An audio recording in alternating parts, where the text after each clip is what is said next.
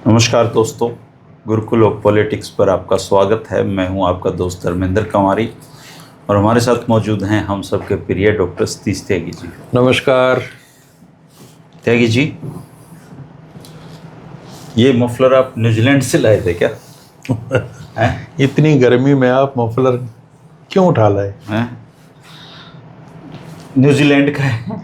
New Zealand किसी मित्र ने दिया था? हाँ, किसी कब? मित्र ने दिया था।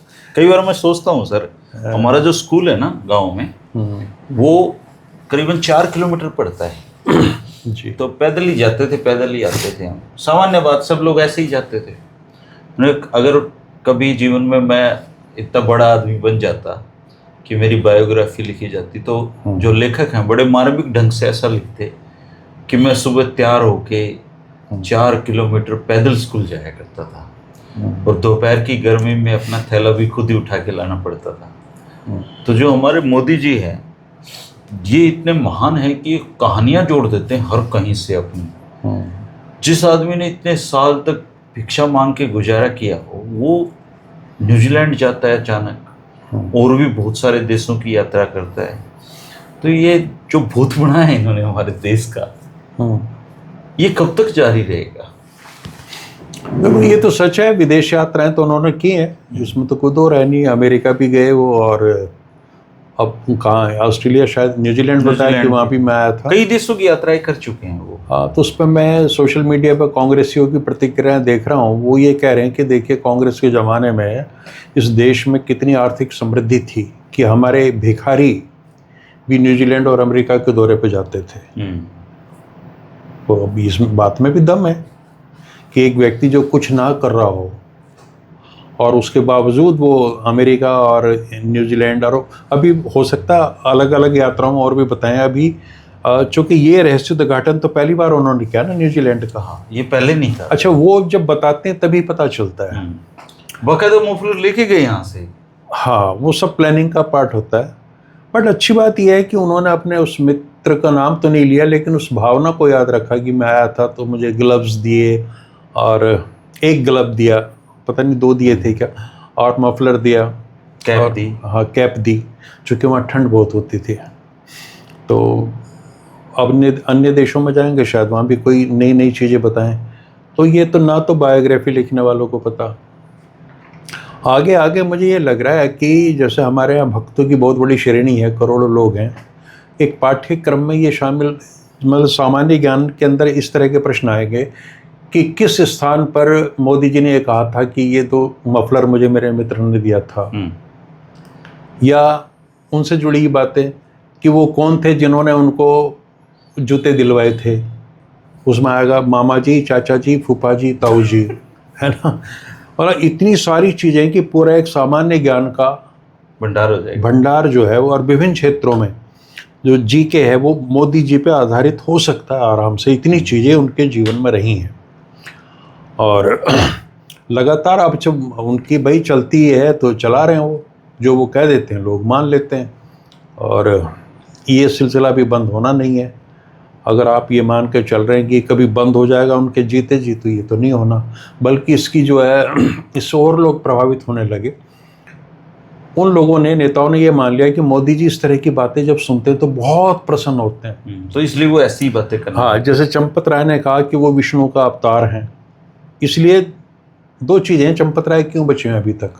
एक तो विष्णु का अवतार घोषित करा उन्होंने, दूसरी ये कि वो प्रचारक हैं। तो ये 2 इतनी बड़ी शक्तियाँ उनके पास में है कि उनका कोई कुछ नहीं बिगाड़ सकता। वो अब भी पास जारी कर रहे हैं अपने। हाँ, वो करते रहेंगे, वो नहीं डरते किसी से भी। उनके अंदर दुर्वासा जैसा क्रोध है और वशिष्ठ जैसा दिमाग है, वो मानने वाले नहीं है किसी भी सूरत में। उन्हें ये पता है कि अगर प्रचारक पर कोई कार्रवाई हो गई तो पूरे जो संघ की जो छवि है आज तक की, वो सारी धूमिल हो जाएगी। वैसे हो रखी है वो धूमिल। तो कई बार सरकार भी इसलिए बचाती है, उसे उन्हें कोई फर्क नहीं पड़ता इन बातों से। चंपत राय ने कुछ बोला है, जो उन पर आरोप लगे उनका खंडन नहीं करा उन्होंने, तो पूरी सरकार बचाने पर लगी हुई है, कुछ नहीं चंपत राय का बिगड़ना। तो अब जो मोदी जी वाला सिस्टम है, मोदी जी इतने आत्म केंद्रित हैं कि अपने विषय में वो बखान करने से बाज नहीं आते, जबकि हमारी सभ्यता और हमारे समाज में इस चीज़ को बहुत अच्छा नहीं मानते। अपने बारे में लोग बात नहीं करते आमतौर पे, और इसे छिछोरेपन की निशानी मानते हैं।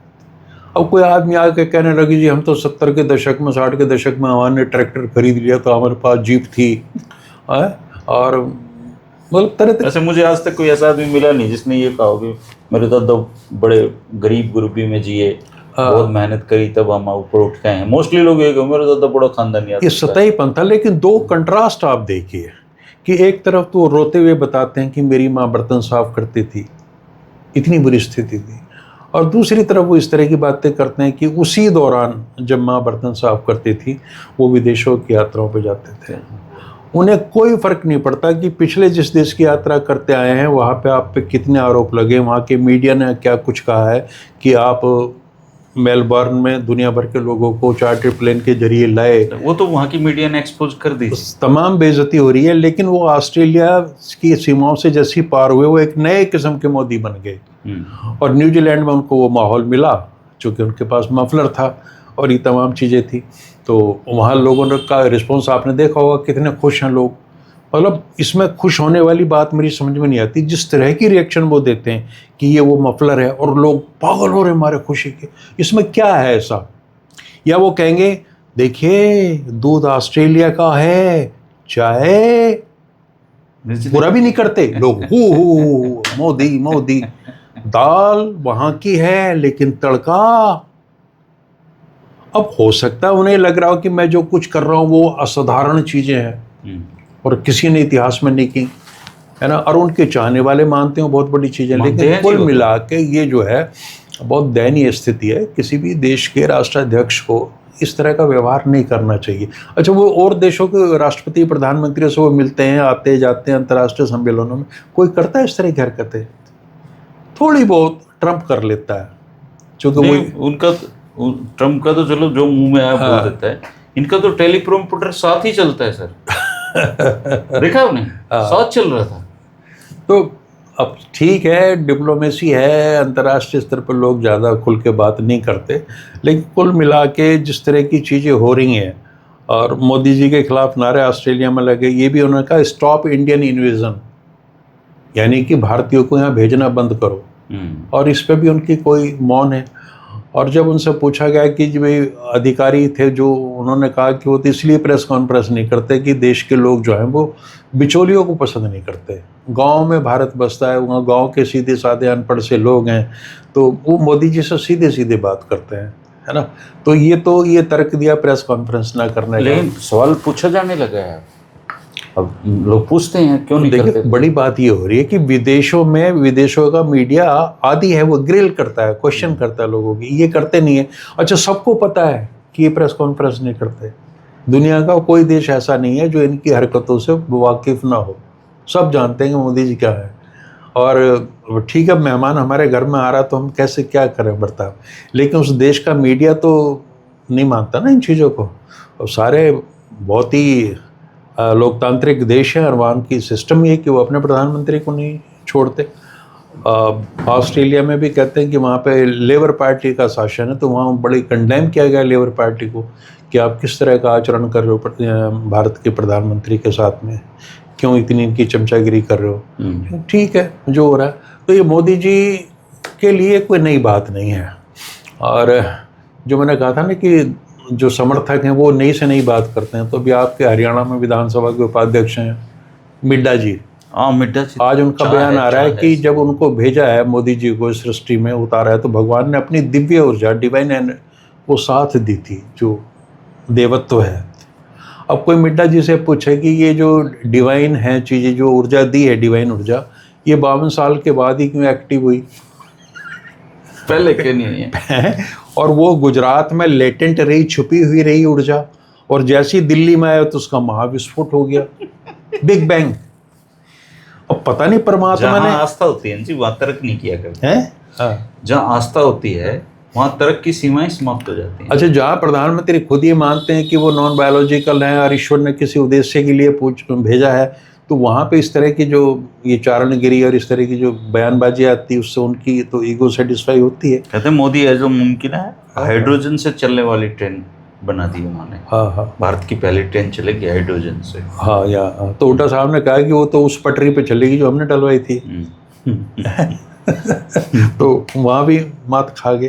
दरअसल देखिए, डेवलपमेंट एक ऑन गोइंग प्रोसेस है और बीच में सरकारें बदल जाती हैं, विकास की प्रक्रिया चलती रहती है। तो उसका श्रेय इतना पागल नहीं होना चाहिए श्रेय लेने के लिए कि हमने कर दिया, ये कर दिया। अब तो सदियों से चीज़ें चली आ रही हैं। क्रेडिट और मेडल मोदी जी की कमजोरी है, है, हाँ। मुझे ऐसा लगता है वो तो फिर वहाँ के मीडिया ने बताया है कि इनको तो सिर्फ डुगडुगी बजा दो और ये इनाम लेने के लिए चले आएंगे। अब पता नहीं किस तरह का उनका, मैंने तो कई बार कहा है कि इनका साइकोलॉजिकल स्टडी होनी चाहिए इनकी पूरी की पूरी। अभी तो किसी की हिम्मत है नहीं, लेकिन बाद में करनी चाहिए रिसर्चर्स को कि ये ऐसे थे तो ऐसे क्यों थे, है ना। कि एक बड़ा मतलब पैराडॉक्स है पूरी पर्सनैलिटी में। स्प्लिट पर्सनैलिटी कहूँगा तो वो बीमारी है, भक्तों को बुरा लग जाएगा, लेकिन कुछ है प्रॉब्लम, व्यक्तित्व में ही कहीं दोष है बुरे तरीके से। तो इतनी आत्मशलाघा, अपनी तारीफ करते रहना, किसी को मौका ही नहीं देना तारीफ करने का। तो इनको या तो ये डर रहता है कि शायद ये ना करे, तो अपने आप ही शुरू हो जाते हैं।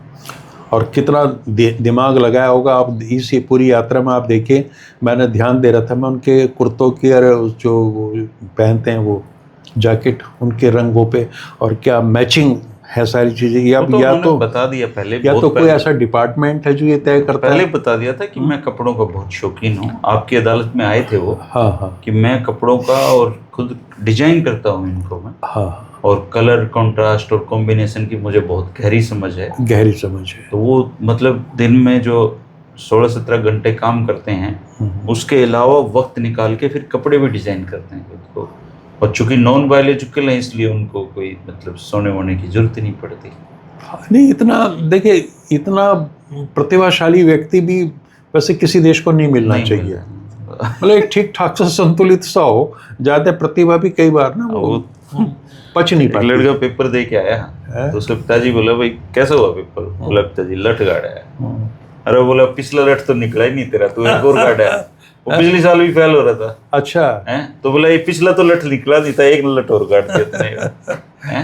तो ये तो हर साल के लठ हैं जी इनके। तो ये तो पूरा एक मोदी शास्त्र है, सिलेबस में इनको इंक्लूड करना चाहिए, इन पे रिसर्च होनी चाहिए और अभी से ये काम प्रारंभ कर देना चाहिए।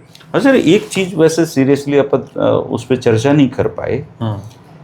जैसे अभी चर्चाएं चल रही थी कि अमित शाह को डिप्टी प्राइम मिनिस्टर बनाया जा सकता है, ऐसी चर्चाएं थी।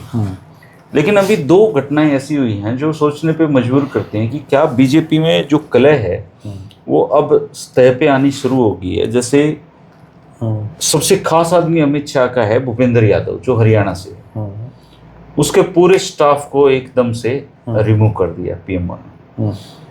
और अभी कल कोई मध्य प्रदेश से एक इनके जैसा फुकरा सा एक कोई नरोत्तम मिश्रा नाम का आदमी था, उसकी दतिया वगैरह से कहाँ से उपचुनाव में टिकट फाइनल हो कट गई उसकी लास्ट। तो ये बता रहे हैं कि, और नितिन नवीन जब अपनी जनसभाओं में जाता है तो वो कहता है कि ये दौर मोदी और योगी का है। तो क्या मतलब बीजेपी के अंदर जो कल अंकुरित हुए हैं नितिन नवीन, जो नए नए अंकुरण जिनका हुआ है, उनमें इतना कहने का साहस मोदी जी की परमिशन के बिना हो सकता है कि ये दौर मोदी और योगी का है, अमित शाह का वो नाम ही ना ले?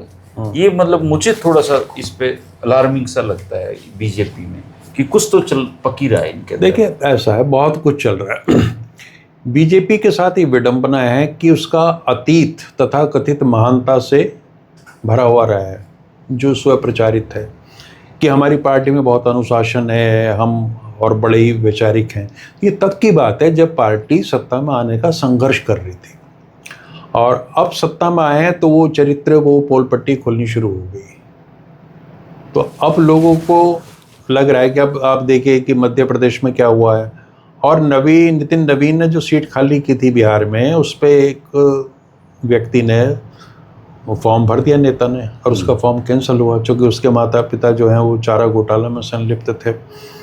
और तो क्या एक राष्ट्रीय अध्यक्ष को इतनी समझ नहीं थी, वो नहीं जानता था उस प्रत्याशी का चरित्र क्या है। और ऐसे ही दतिया में हुआ कि वो बड़े दावेदार थे, प्रबल दावेदार थे नरोत्तम मिश्रा, उनकी टिकट कट गई। और टिकट कटने के बाद में उनके समर्थकों ने जिस तरीके से नेशनल हाईवे को 10-12 घंटे ब्लॉक रखा, और जिस तरीके से उनके समर्थकों ने निकल के गालियां दी खुल्लम खुल्ला, इससे ये साफ होने लगा है कि भारतीय जनता पार्टी का जो तथाकथित अनुशासन था वो तभी था जब वो संघर्ष कर रहे थे। जैसे कहा जाता ना कि कांग्रेस के लोग ना जूतों में दाल बटेगी। अच्छा, जब जहां दाल है ही नहीं तो क्या दाल तो बटोगे? है ही नहीं, जूते जूते रह रहे हैं उनके तो। हाँ, तो अब दाल आई है ना बन के। इनके में बन के आ रही है। हाँ, अब दाल आई है और इनको अब दाल मिली तो जूते भी तैयार हो गए। अभी जो है नरोत्तम मिश्र की जो भाषा है कि नहीं मेरे समर्थकों को ऐसा नहीं करना चाहिए था और मैं उनके नामांकन पे भी जाऊंगा, वही भाषा जो कांग्रेस से भी इस तरह की भाषा बोलते हैं आमतौर पे जब फंस जाते हैं। तो अब जो है बीजेपी अब रूलिंग पार्टी है, सत्ता उनके पास है, सत्ता का जब बंटवारा होगा तो इस तरह की चीज़ें सामने आती, तो वो चेहरे से आवरण हट रहे हैं, मुखौटे उतर रहे हैं, और सच में कहीं कोई चीज़ ऐसी थी ही नहीं। अब इनकी लड़ाई अब सड़कों पे आएगी और वही योगी वर्सेस मोदी चल रहा है।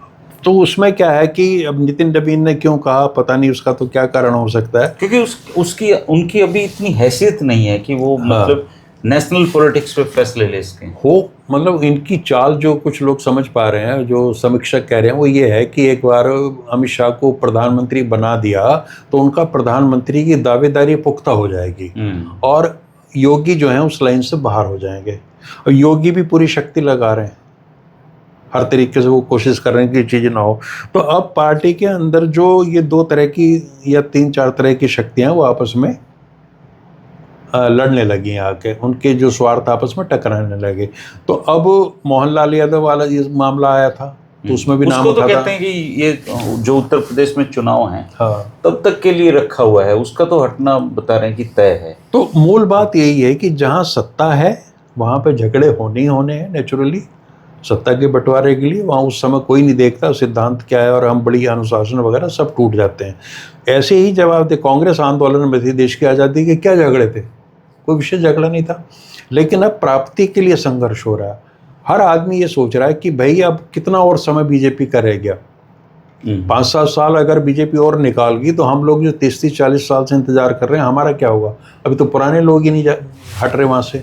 तो ये पीढ़ी, पुरानी पीढ़ी और नई पीढ़ी का संघर्ष भी रहेगा और ये लड़ाई अब और ज़्यादा बढ़ेगी, आक्रामक होगी। आप देखते रहिए, शुरुआत हो गई है, हर प्रदेश में यही मिलेगा। हाँ, अभी जो है ये थोड़ा सा भाषा इनकी उस तरह की नहीं है जैसे कांग्रेसी बाहर आके कह देते हैं, है ना।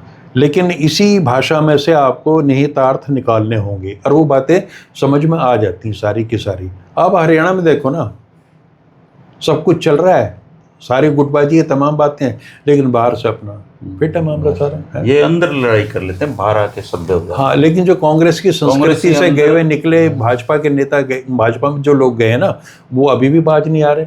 कुलदीप बिश्नोई कभी भी नाराज हो जाते हैं कि मेरी फोटो नहीं लगाई। कुलदीप बिश्नोई तो शादियों का नाराज। आजा इंद्रजीत गए, वो भी नाराज सही है, अपनी नाराजगी जाहिर भी कर देते हैं। तो एक इनके डीएनए में कांग्रेस है ना।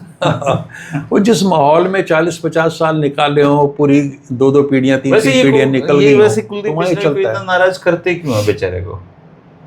और ऐसा कौन सा सम्मान है जो उनको अभी तक मतलब जिसका इंतजार है? मतलब कितनी बार वो सांसद विधायक रह लिए, उनकी माँ रह ली, उनके पिताजी मुख्यमंत्री रह लिए हरियाणा के, मतलब ऐसा कौन सा सम्मान है जो अभी तक उनको नहीं मिला है? अब वो उनको थोड़ी सी ना अपने किरण चौधरी वगैरह से क्लास लेनी चाहिए, उनसे थोड़ा देख लें भी इस पार्टी में कैसे किरण चौधरी भी अब क्या है, राज्यसभा गई, अब वो क्या कर रही है? या इंद्रजीत से, मतलब एक जो पूर्व कांग्रेसियों का एक क्लब सा बना हुआ है, उसमें इस चीज़ का विमर्श करना चाहिए कि वे ऐसा क्यों हुआ हमारे साथ में, है ना। और भारतीय जनता पार्टी आपको बहुत बड़े सपने देखने नहीं देती, उसको पता चल जाता है कि आदमी सपना देख रहा है और फिर उस सपने पर ठंडा पानी डालना उनकी आदत है। तो कुलदीप बिश्नोई पता नहीं क्यों अभी तक उस रंग में नहीं रंग पा रहे, जबकि हो जाना चाहिए था। अब या तो अगर वहाँ एडजस्ट नहीं हो रहे कांग्रेस में आ जाए अपने, ये कांग्रेसियों को एक और व्यक्ति मिल जाएगा अभी तो नहीं आएंगे जी। सरकार अगर कांग्रेस की आती दिखाई देगी ना तो जैसे बीजेपी में भागे थे वैसे ही कांग्रेस में आ जाएंगे सारे। हाँ ना, कोई दिक्कत नहीं है, वो तैयार। आज भी अगर मान लो बीजेपी में जितने कांग्रेस के लोग गए हैं अगर वो शिफ्ट हो जाएं तो बीजेपी में खा के बचेगा। देखो ये जितने भी गए हैं यहाँ से, ये कोई वैचारिकी से तो प्रभावित थे नहीं, आइडियोलॉजी का तो चक्कर था, कोई चक्कर नहीं। ये हुड्डा साहब से नाराज लोग हैं सारे के सारे जो वहाँ गए हैं, है ना। और इनको ये लग रहा है कि जब कभी भी हुड्डा साहब का प्रभाव कम होगा तो हमारी एंट्री वहाँ आराम से हो जाएगी और हम पता नहीं क्या क्या हासिल कर रहे हैं, लेकिन होने वाला वहाँ भी नहीं है। क्योंकि कांग्रेस के पास भी, धर्मेंद्र जी मैं बता दूं, सिवाय हुड्डा जी के कुछ है भी नहीं। वहाँ जी सजावटी नेता है ना, इनका कोई वजूद नहीं है रत्ती भर भी। अब आपके रणदीप सुरजेवाला ने क्या कहा, और सारा श्रेय वो दीपेंद्र हुड्डा साहब को दे रहे हैं। भाई आपने ना ये सीटें तो ले ली, मत प्रतिशत तो ले लिया, वो सीटों में कन्वर्ट नहीं हुआ। अब कोई उनसे पूछ ले कि रणदीप जी आपने 2024 के चुनाव में आपकी क्या भूमिका थी, कुछ करा उन्होंने? भाई आप राष्ट्रीय महासचिव हो, कर्नाटक के प्रभारी हो, उसके बावजूद भी आप चुनाव में कहीं नहीं दिख रहे। नहीं, उन्होंने अपने कैथल से अपने बेटे के लिए ना, तो यही जो इतने बड़े बड़े पार्टी से सारी चीज़ें ले रहे हैं, पर रणदीप सुरजेवाला इतने इनएविटेबल हैं कांग्रेस के लिए कि यहाँ नहीं तो उनको कर्नाटक से लाया जा रहा है, राष्ट्रीय महासचिव बनाया जा रहा है। उनकी क्या जवाबदेही नहीं है कांग्रेस की जीत हार में? उन्होंने ये तो मान लिया कि ये जो वोट प्रतिशत आया है कि तुम्हारी वजह से आया, खुद ही मान रहे ना, हुड्डा साहब की वजह से आया है, लेकिन वो सीट नहीं आई। लेकिन सर 3 चुनाव हुड्डा साहब के नेतृत्व में लड़े जा चुके हैं, जवाबदेही तो इनकी भी बनती है। अब वही तो मैं कह रहा हूँ, अगर कांग्रेस सही मायने में ईमानदारी से संगठित हो, ऐसा कोई मंच बताओ जिसपे हुड्डा साहब भी हो, रणदीप भी हो, सुरजेवाला भी हो, अगर ये सारे बैठ के संघर्ष कर रहे हो, सरकार कभी बना लो ये। तो अब ये बताओ ना, इतना महत्वपूर्ण चुनाव है, जब लग रहा है तो ये पावर शेयर करते ना, ये सीट शेयर करते ना, ये आपस में भाईचारा रखते, इनके कुछ है इनका। तो उधर वो शैलजा मैडम है, वो अपने नाराज होके बैठ गई। तो भाई तुम कुछ करोगे नहीं, और जो व्यक्ति कर रहा है उसके पीछे आप हाथ धोके पड़े हुए, वैसे ब्लेम कर रही है, खुद ही जिम्मेदार हैं सारे के सारे, बिल्कुल जिम्मेवार हैं। तो वही है ना कि जब तक आप पूरी एक राहुल गांधी कहते हैं कि हमारी विचारधारा की लड़ाई है, कहीं विचारधारा जो कांग्रेस के, उसके लिए आपने कहीं देखे आंदोलन होते हुए है? उसके लिए तो कुछ नहीं हो रहा ना जी, बता भी नहीं किसी को कांग्रेस की क्या विचारधारा है। हाँ, राहुल गांधी को छोड़े व्यक्तिगत बातचीत में कहते हैं हमारी कोई विचारधारा है ही नहीं, उनकी क्या विचारधारा है? तो जब तक कांग्रेस के अंदर वही दिक्कत है कि कांग्रेस की विचारधारा है खाओ खाने दो, बीजेपी की विचारधारा है मैं खाऊंगा तुम भूखे रहो। बिल्कुल सिंपल सी बात है, हुड्डा साहब ये चाहते हैं उनका बेटा आगे चल के मुख्यमंत्री बने, तो वो उसके लिए प्रयासरत हैं पार्टी के अंदर। रणदीप सुरजेवाला का इंटरेस्ट सिर्फ ये था उसका बेटा एमएलए बन जाए तो वो बन गया, है ना। और ऐसी और छोटे छोटे इंटरेस्ट हैं तो वो अपने पूरे कर लेंगे, नहीं तो वो भी काम हो गया। हाँ, तो ये जिसने जो चाहा वही मिल गया उसको। हाँ, थोड़ा सा वो नहीं मिला बस। अब बीजेपी अगर एक वैचारिक पार्टी है, राहुल गांधी इसको मानते हैं कि विचारधारा की लड़ाई है, तो आपको भाई जो विचारधारा से जुड़े हुए मुद्दे हैं उन पर तो आप कुछ भी नहीं बोलते है? बीजेपी वर्ण व्यवस्था में विश्वास करती है, जातिवाद में करती है, तोड़ने में विश्वास करती है, उसके खिलाफ तो आप लड़ाई नहीं लड़ रहे। राहुल गांधी जो इश्यूज उठाते हैं वो कांग्रेस में कौन नेता उठाता है जी? कोई नहीं उठाता।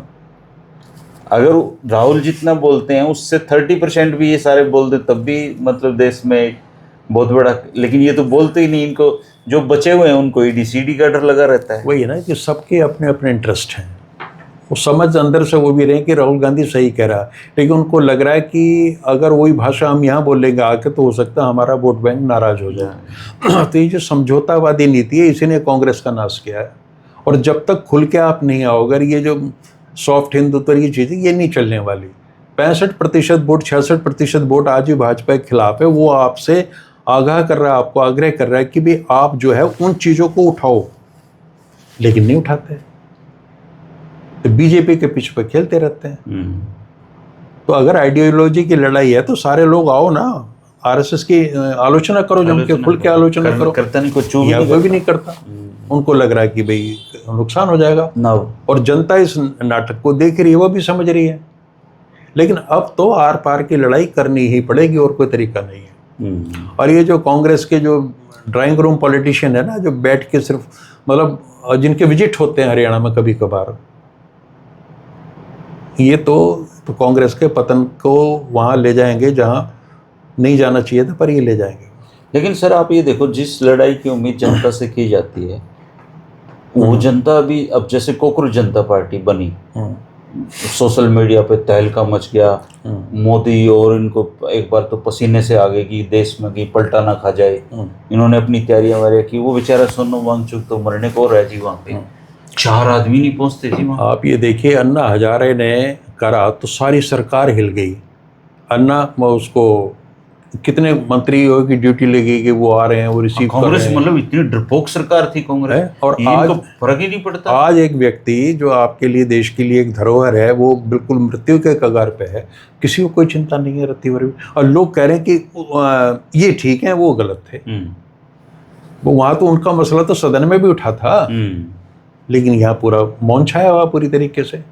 तो वही मैं कह रहा हूँ कि, और मुझे तो लगता है सोनम वांगचुक को अपना अनशन खत्म कर देना चाहिए जी।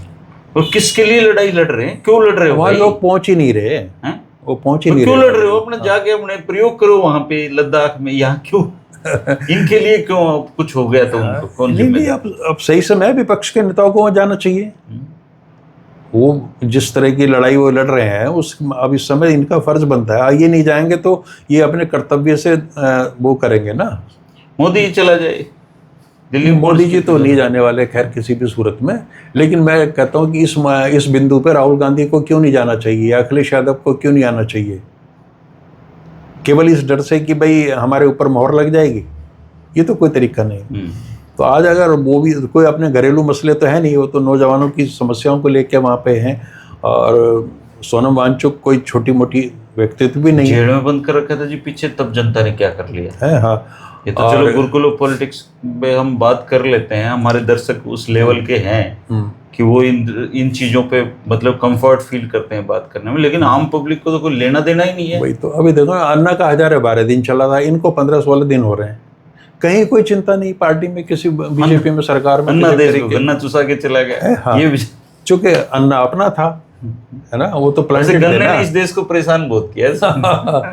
किसानों को तो इससे परेशान करता है कि भाव नहीं मिलते, देश को इसलिए परेशान करता है कि अन्ना जी ने गन्ना चुसाया। और अब एथेनॉल उसने देश को बेड़ा गर्क कर रखा है सब, और अपने गडकरी जी मान नहीं रहे। धर्मेंद्र जी, चाहे किसान हो, चाहे मजदूर हो, कोई जवान हो या पहलवान हो, समझे, सबको बीजेपी ने सबकी चूड़ी टाइट कर दी। और बीजेपी का जो समर्थक वर्ग है वो इसी बात से खुश है, क्योंकि उसके वैचारिक दुश्मन यही लोग हैं, उनकी शत्रुता इन्हीं से है, तो बड़े खुश होते हैं वो। मैंने तो देखा ना किसान आंदोलन में लोग किस तरह की बातें करते थे, डिस्टर्बेंस पैदा कर रहे हैं, देश की वो राजधानी है, देश की अस्मिता का प्रश्न है। कभी किसानों के समर्थन में तो मैंने बात नहीं सुनी। लेकिन एक जीवन काल में पूरे में मोदी जी के लाइफ के ये एक पहला ही मौका था जब उन्होंने किसी में अपने कदम पीछे हटाए किसी चीज में। हाँ, नहीं तो आज तक हटाए नहीं थे जी इन्होंने। वो अनचाहे हटाए थे ना, बहुत ज्यादा प्रेशर में हटाए थे। और उसका रिवेंज भी ले रहे हैं, रिवेंज लेते हैं, प्रतिशोधी पूरे हैं, वो बदला लिए तो नहीं छोड़ेंगे, किसी को नहीं छोड़ते वो। तो बाहर जो वो ये मफलर उफलर दिखाते हैं और इस तरह की बहुत भावुक बातें करते हैं, इनका उसके जीवन से कोई लेना देना नहीं है। अपनी पुरानी चीजें संभाल के रखना दोस्तों। हो सकता है किसी का दाव लग जाए तो आप भी बता दिया करो ये फलानी जगह से आया, ये दिखड़ी जगह से आया है। कनेक्टेड देश के करोड़ों लोग संघर्ष करके 2 टाइम की रोटियां कमाते हैं।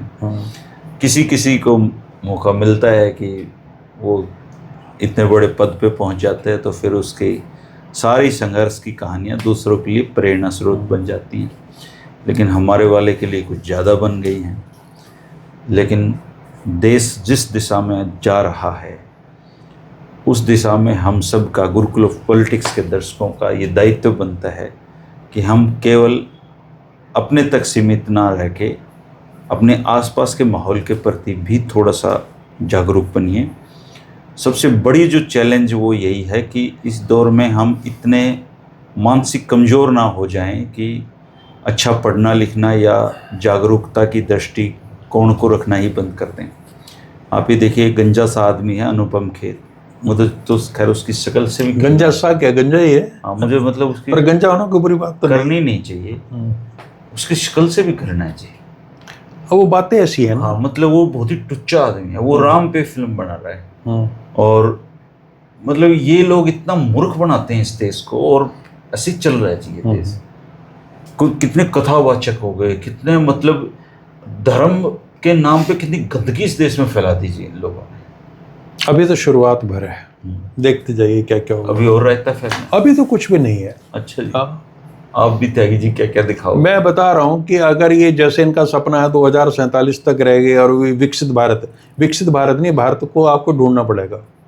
वैसे गंजे पे बुरा मत मानना, क्योंकि मैं भी गंजा ही हो गया हूँ, मेरे पास मेरा भी सिर में दिखने लग गया था। गंजे लोग अच्छे होते हैं, पर ये वाला गंजा थोड़ा सा अजीब टाइप का गंजा है।